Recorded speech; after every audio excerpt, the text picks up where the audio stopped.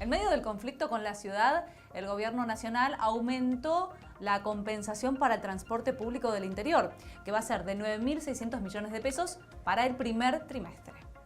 Buenos días, estas son las noticias a las 12:30. El gobierno analiza la aplicación de la cuarta dosis contra el COVID-19 a personas inmunocomprometidas y a mayores de 50 años que recibieron esquema inicial de Sinopharm. Se estima que se hará en marzo, una vez que hayan pasado 4 meses de la vacunación con la tercera dosis. Comienza el juicio por el derrumbe en el boliche Beara, que provocó la muerte de 2 personas y dejó heridas a más de 50 en 2010. Están imputados por distintas responsabilidades 18 personas, entre empresarios, exfuncionarios del gobierno porteño y policías. 7 personas murieron después de una explosión y un incendio en el sur de Francia. 2 de los fallecidos son niños. El fuego se produjo en un comercio y luego se propagó a 2 edificios lindantes. La justicia abrió una investigación para determinar las causas de la explosión. Despiden los restos del ex golfista e intendente de Villa Allende, Eduardo Gato Romero, quien murió ayer a los 67 años. A fines de enero, Romero, una de las grandes figuras de la historia del golf argentino, había pedido licencia en su cargo para seguir con su tratamiento médico.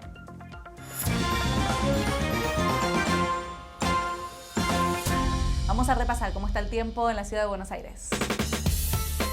Tenemos ahora 30 grados.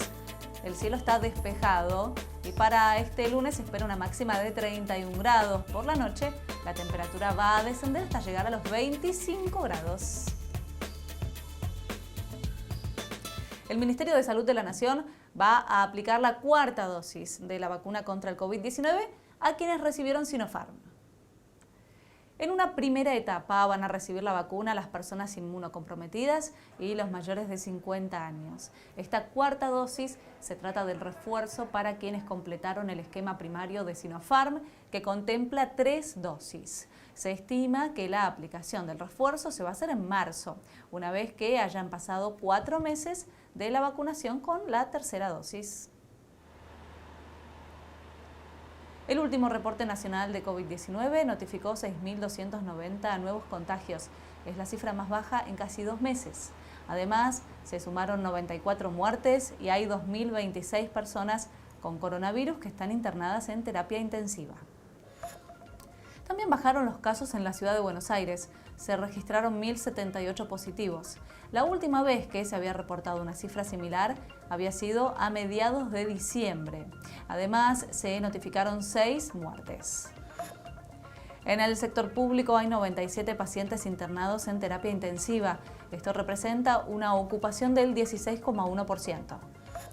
Respecto a los testeos, se realizaron más de 26.000 pruebas y la tasa de positividad es del 12,1%. Cambiamos ahora de tema porque aumentó el precio del pan. La suba fue de entre un 20 y un 25%. El kilo de pan especial pasó de los 240 pesos que se pagaban hasta ayer a los 300 pesos promedio en una panadería de la provincia de Buenos Aires y de la ciudad. Desde la Federación Industrial Panaderil Bonaerense habían anticipado en la última semana que en febrero se aplicaría la suba para este producto y también para otros panificados debido al aumento en el costo de los insumos, el combustible y de los servicios. Varios gobernadores apoyan la quita de los subsidios al transporte porteño. Mandatarios peronistas y radicales como Gerardo Morales y Gustavo Valdés avalaron la medida impulsada por la Casa Rosada, después de considerar que el actual esquema no es equitativo con las provincias. Morales destacó que el área metropolitana de Buenos Aires recibe los subsidios que no reciben en el interior y pagan el boleto a 18 pesos cuando en Jujuy pagan 50, lo que a su entender es una injusticia. Mientras que su par santafesino, Omar Perotti, advirtió que hay que corregir las asimetrías en el transporte y resaltó que para lograr un país federal son necesarias estas discusiones. Y en este contexto, la diputada nacional por la provincia de Buenos Aires del Frente de Todos, Victoria Tolosa Paz, sostuvo que la quita de subsidios a los colectivos de la ciudad no se trata de un color político o una cuestión ideológica y que hay asimetrías muy profundas.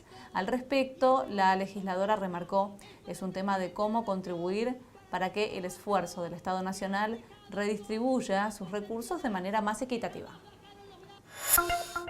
Política de protección y de cuidado. Y la ANSES confirmó que va a volver a regir la obligatoriedad de que jubilados y pensionados den fe de vida para poder percibir sus haberes, que estaba suspendido desde el inicio de la pandemia. El trámite, también conocido como acreditación de supervivencia, deberá realizarse cada mes a partir del 1 de marzo, por lo que muchos bancos ya comenzaron a informar a sus clientes respecto de la necesidad de gestionarlo a través de diferentes modalidades. El trámite es gratuito y se necesita DNI, libreta cívica, libreta de enrolamiento o pasaporte o un documento emitido por la autoridad local que permita acreditar identidad y constatar su domicilio. El negocio inmobiliario no logra reactivarse en el área metropolitana. La merma en la cantidad de operaciones se registra, a pesar de las bajas en los valores de las propiedades, que oscilan tanto en la ciudad como en el Gran Buenos Aires, entre un 25 y un 32% en el mercado del usado y entre un 10 y un 20% en los segmentos a estrenar respecto a los niveles prepandemia. Desde el sector informaron que hace 5 años una propiedad se vendía como mucho en 18 meses, pero desde 2019 a la fecha sigue habiendo viviendas publicadas que debieron ser retasadas o cambiar de inmobiliarias porque cuesta comercializarlas. El ministro de Economía, Martín Guzmán, no va a asistir a la reunión del Grupo de Finanzas del G20. La decisión fue tomada en conjunto con el presidente Alberto Fernández, con el objetivo de priorizar el cierre de las negociaciones con el Fondo Monetario Internacional. No obstante, Guzmán va a participar en forma virtual del encuentro de ministros de Economía y presidentes de bancos centrales. Además, la presencia en Yakarta del titular del Palacio de Hacienda va a ser reemplazado por el representante argentino ante el FMI, Sergio Chodos, quien va a asistir a su lugar.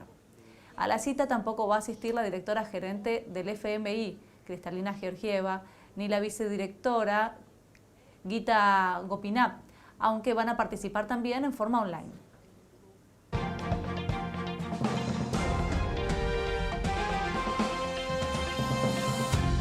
El presidente de Estados Unidos volvió a amenazar a Vladimir Putin si llegara a invadir Ucrania.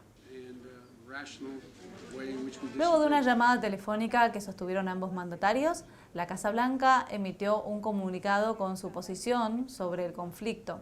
Expresó que junto a sus aliados daría una respuesta decisiva con costos graves si tropas rusas invaden territorio ucraniano.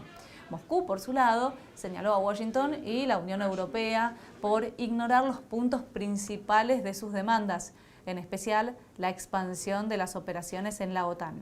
Los jefes de Estado acordaron que sus equipos van a continuar el diálogo en los próximos días. Y en medio de los temores de una invasión rusa, miles de ucranianos marcharon en Kiev para mostrar unidad. Desfilaron por el centro de la capital, portando banderas y pancartas con mensajes de resistencia y rechazo al presidente de Rusia, Vladimir Putin. Al respecto, el presidente ucraniano afirmó que, aunque un ataque ruso podría ocurrir en cualquier momento, se opone a lo que califica de exceso de información sobre una guerra que aún no existe. De esa manera, instó a los ciudadanos a seguir preparándose sin dejarse influenciar por el pánico. Cambiamos ahora de tema. En Canadá lograron destrabar el paso fronterizo con Estados Unidos después de más de 2 semanas de protestas de camioneros antivacunas. La policía de Ottawa despejó el puente Ambassador fronterizo con los Estados Unidos, bloqueado por manifestantes que se oponen a las restricciones sanitarias para evitar la propagación del coronavirus. Autoridades locales dijeron que la crisis que generó pérdidas comerciales millonarias fue dada por finalizada y adelantaron que la reapertura definitiva del puente va a ocurrir cuando consideren seguro hacerlo. Las protestas impulsadas por el denominado Convoy de la Libertad han sido replicadas en otras partes del mundo como Francia, Nueva Zelanda, Australia y Estados Unidos. Se esperan nuevos focos de protestas este fin de semana. Mientras tanto, en Francia, la policía dispersó con gases lacrimógenos a manifestantes que participaban de los convoyes que se oponen a las restricciones sanitarias. Son manifestantes inspirados por las protestas que bloquearon Ottawa y que cuestionan las medidas de Emmanuel Macron. El presidente francés quiere que toda la población se vacune y exige el pase sanitario para poder ingresar a la mayor parte de los espacios públicos. Cerca de 7.000 policías contuvieron las protestas, en las que fueron detenidas 5 personas y se aplicaron más de 200 multas a los automovilistas. Y hablamos ahora de Noruega, que va a eliminar casi todas las restricciones impuestas sanitarias por el COVID, al considerar que no existe una amenaza importante para los ciudadanos, a pesar de que la variante Omicron sigue extendiéndose en ese país. Los noruegos ya no están obligados a usar mascarillas en lugares concurridos y se abolió la regla de distanciamiento. Además, se eliminaron los requisitos de autoaislamiento y se reemplazaron con una recomendación de que los adultos infectados permanezcan en casa durante 4 días. Y en España, un adolescente de 15 años asesinó con una escopeta a sus padres y a su hermano de 10 años. Esto ocurrió después de que la madre le cortara el Wi-Fi y le prohibiera usar la consola de juegos por su mal desempeño en el colegio. El triple crimen se produjo en el pequeño poblado rural en la provincia de Alicante. El chico permaneció en su domicilio y convivió con los cadáveres 3 días. Una tía, a la que el adolescente confesó sus crímenes, dio aviso a la policía y el joven quedó detenido en una dependencia especial para menores. Volvió a la ciudad el programa Plazas Activas, donde los vecinos pueden entrenarse en espacios públicos con profesores y gratis. De este y otros temas vamos a hablar después de la pausa. Ya volvemos.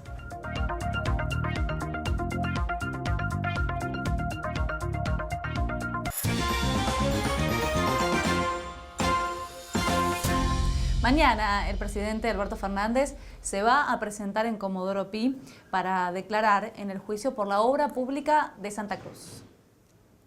Es un hecho histórico porque nunca un jefe de Estado fue testigo en un proceso contra su segundo. Tampoco había ocurrido que una expresidenta y actual vice sea juzgada por un hecho de corrupción. El presidente podría declarar por escrito, pero decidió ir de forma personal como un gesto político de apoyo a Cristina Fernández de Kirchner.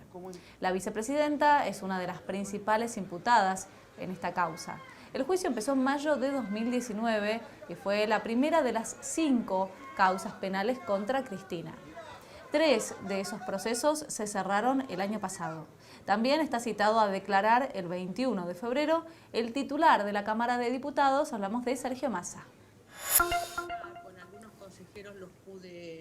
Los 13 integrantes del Consejo de la Magistratura están reunidos en este momento a puertas cerradas, analizando la renovación de sus autoridades. Se espera que el juez Alberto Lugones sea el próximo presidente del Consejo de la Magistratura, ocupando el mismo cargo que tuvo en 2020. Asumiría esta semana, pero en el marco de la incertidumbre que está atravesando el cuerpo por el cumplimiento del fallo de la Corte Suprema de Justicia de la Nación. A fin de año, el máximo tribunal declaró la inconstitucionalidad de la actual conformación de 13 miembros y sostuvo que la composición actual no respeta el equilibrio que la Constitución exige. La Corte les dio un plazo de 120 días para que haya una nueva integración. Si no, deben volver a su anterior número de 20 integrantes. El Consejo de la Magistratura es el órgano encargado de la selección y acusación de los jueces nacionales y federales y de la administración del Poder Judicial. Y a 12 años de la tragedia, hoy comenzó el juicio que se le sigue a 18 personas por las distintas responsabilidades relacionadas con el derrumbe del boliche Beara en septiembre de 2010. El hecho derivó en la muerte de Ariana Beatriz Lizarriaga, de 21 años, y de Paula Leticia Provedo, de 20, y dejó heridas a más de 50 personas. Durante un recital del grupo Ráfaga, en este boliche de Palermo, el entrepiso colapsó y se derrumbó sobre la planta baja, aplastando a quienes estaban. Entre los implicados están los responsables del boliche y del local vecino, exfuncionarios del gobierno de la ciudad de Buenos Aires que debían controlar el estado del lugar y policías que están acusados de cobrar coimas. El lugar estaba habilitado para fiestas privadas, pero la investigación determinó que había shows en vivo y bailes por los que se cobraba entrada. El presidente de la Liga Argentina por los Derechos Humanos golpeó a una empleada, esto fue en la terminal de Santa Clara del Mar, enojado por la demora de un micro. Organismos de derechos humanos repudiaron el hecho de violencia de género protagonizado por el presidente de la Liga Argentina por los Derechos Humanos, José Schulman. Esto sucedió en la terminal de micros de Santa Clara. Schulman abofeteó a una empleada, enojado por la demora en el micro en el que tenía que viajar. La actitud violenta fue repudiada por abuelas de Plaza de Mayo, madres de Plaza de Mayo, línea fundadora, familiares de desaparecidos y detenidos por razones políticas, el CELS y la Asamblea Permanente por los Derechos Humanos. Por su parte, la Liga Argentina por los Derechos Humanos anunció que decidió aceptar el pedido de licencia de Schulman y comenzar un proceso de evaluación para tomar las medidas correspondientes. Desde Facebook, Schulman pidió disculpas por haber llevado adelante lo que llamó una conducta reprochable y aseguró ser consciente de que su comportamiento con una trabajadora fue inaceptable y nada lo justifica. También se justificó diciendo que es discapacitado motriz y que la larga espera en tomar el micro lo desencajó.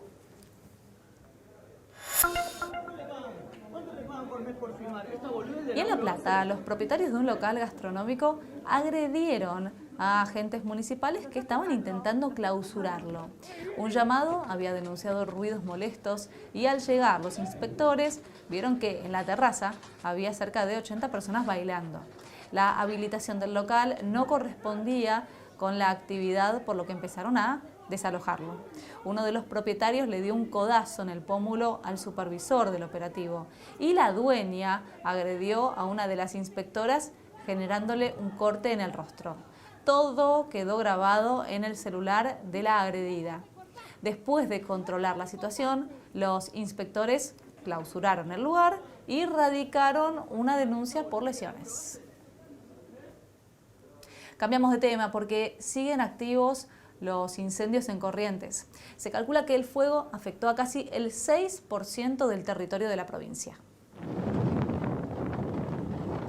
El INTA analizó las imágenes satelitales e informó que desde mediados de enero a febrero la superficie quemada aumentó más de 6 veces.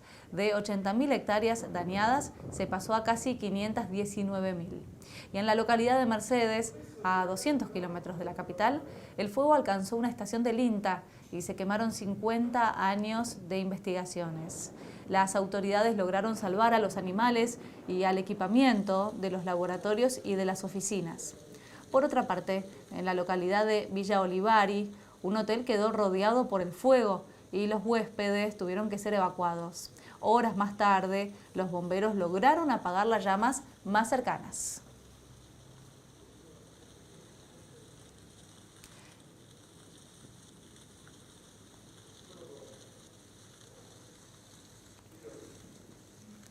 Y sobre este tema hablamos más temprano con Marcos Contreras, que es un periodista de Corrientes.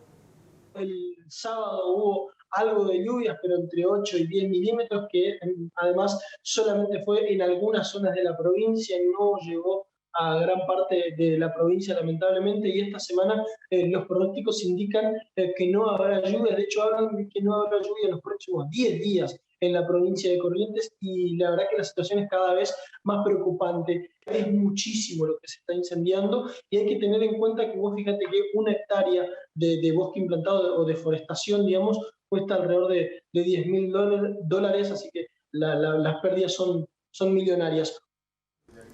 Y en este contexto, la mesa de enlace pidió una reunión con el ministro de Agricultura de la Nación, Julián Domínguez, y con otros funcionarios nacionales. Sus referentes reclaman acciones urgentes para enfrentar la crisis que está atravesando el litoral por los incendios y la sequía. Plantean que es muy poca la ayuda recibida y piden apoyo financiero e impositivo para recuperar el capital de trabajo. Volvió a la ciudad el programa Plazas Activas, donde los vecinos pueden entrenarse en espacios públicos, con profesores y gratis. Juan Carlos se levantó bien temprano y se adentró en el verde del Parque Saavedra. Lo hizo para ejercitarse, aprovechando de las clases gratuitas que la ciudad ofrece en espacios verdes porteños. Y estoy aquí como todos los lunes y miércoles que vengo a hacer la clase de gimnasia. Son fantásticas. Estos chicos como profesores son muy buenos, explican muy bien. El grupo es muy agradable, así que uno además de hacer gimnasia la pasa bien y en este entorno maravilloso. Las actividades deportivas forman parte de Plazas Activas, un programa que ofrece clases gratuitas en 14 de las 15 comunas porteñas. Hay clases de gimnasia, de yoga, de stretching, clases de funcional. Los fines de semana hay clases de ritmos. La actividad física hoy es algo vital para la salud y este programa estuvo creado con ese concepto de hacer actividad física para prevención de enfermedades y sobre todo para sostener una buena condición de salud. Si bien siempre tuvieron un público activo, desde el programa aseguran que hubo un boom tras el fin de la cuarentena. Nosotros durante la pandemia seguimos dando clases virtuales. Cuando volvimos a la plaza, realmente nos encontramos con espacios públicos muchísimo más ocupados, con gente con muchísima más demanda. Y la verdad que como este programa funciona durante todo el año y mañana y tarde, esto, ¿no? Como que el espacio público se transformó en un lugar maravilloso para hacer actividad física. Los docentes, en tanto, aseguran que además de aportar entretenimiento, se trata de un gran aporte a la salud. La Organización Mundial de la Salud recomienda 30 minutos de actividad aeróbica por día, 5 veces a la semana. Entonces, nosotros lo que hacemos es sumar un granito de arena para estar más saludables a la población en general. A las clases se asiste con inscripción previa a través del portal del gobierno de la ciudad.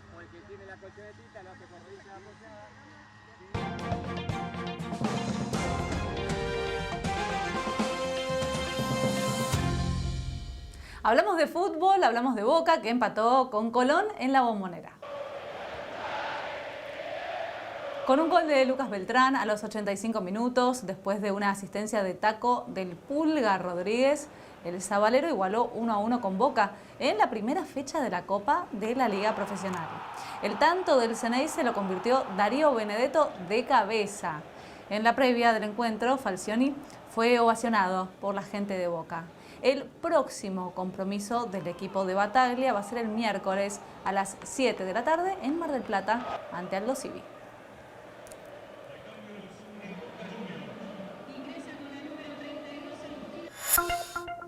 Y ahora hablamos de River, que comenzó la Copa de la Liga Profesional con el pie izquierdo, porque cayó 1-0 ante Unión de Santa Fe con un polémico penal. El equipo de Marcelo Gallardo tuvo desde el arranque solamente a 2 de las incorporaciones. Jugaron Elías Gómez y Juan Fernando Quintero. Además, volvió Nicolás de la Cruz. El último campeón del fútbol argentino se quedó sin un invicto de 10 partidos como visitante.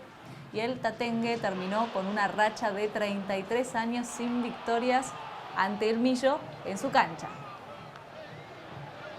Y hablamos ahora de tenis, porque el Peque Schwartzman perdió la final del Argentina Open.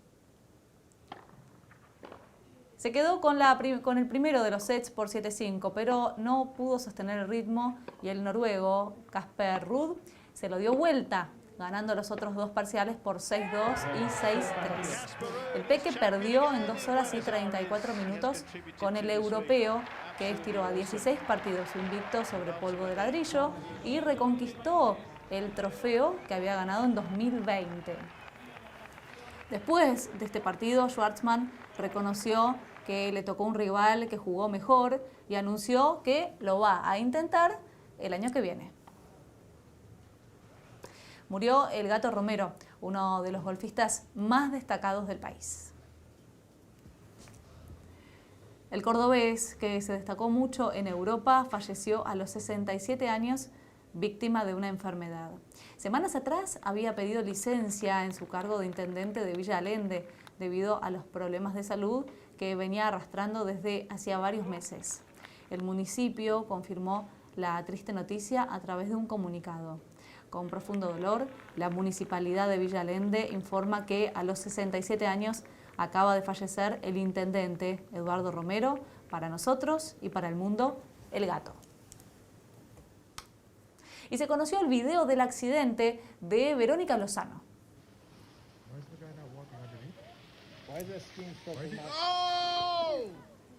La conductora había viajado junto a su marido, el Corcho Rodríguez, y unas amigas a Aspen, en Estados Unidos.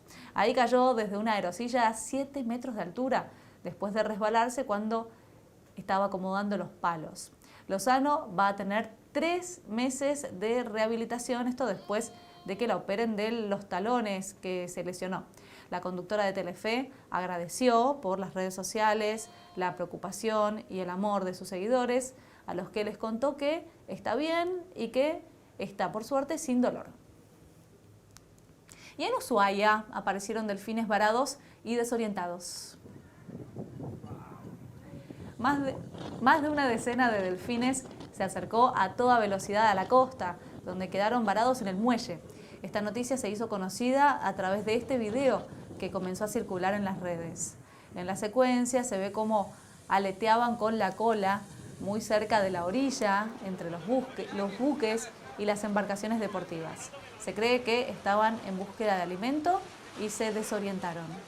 Buzos de Prefectura Naval Argentina ayudaron a la manada a regresar a aguas oceánicas profundas. Vamos a ver ahora cómo va a estar el tiempo en los próximos días en la ciudad de Buenos Aires. Mañana martes, 20 grados la mínima, la máxima 34 grados, el cielo va a estar soleado. El miércoles sigue subiendo la temperatura, 22 la mínima, la máxima 36 grados. Y el jueves, 18 grados la mínima, la máxima 27 grados, con el cielo parcialmente nublado. Estas fueron las noticias en el canal de la ciudad. Los invito a quedarse en nuestra pantalla. Hasta mañana a las 12:30 y que tengan una excelente jornada.